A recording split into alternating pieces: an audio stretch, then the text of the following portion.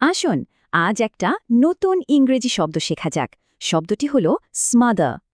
চলুন একটা প্রশ্ন দিয়ে শুরু করি। আচ্ছা, অতিরিক্ত ভালোবাসা কি কখনো খারাপ হতে পারে? বিষয়টা ভালোভাবে বুঝতে চলুন রহিম নামের এক তরুণের গল্প শুনি। এই যে এ হলো রহিম।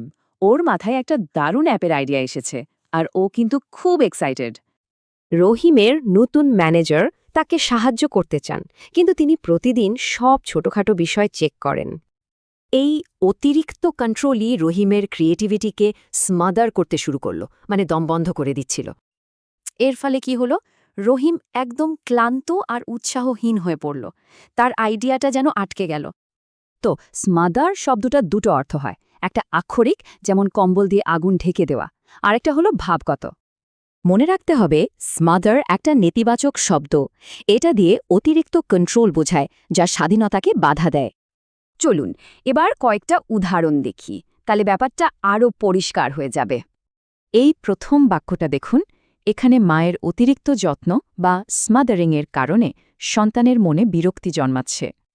আর এই দ্বিতীয় বাক্যে এখানে নতুন নিয়ম কানুন তাদের নতুন কিছু করার ক্ষমতাকে স্মদর করে দিচ্ছে।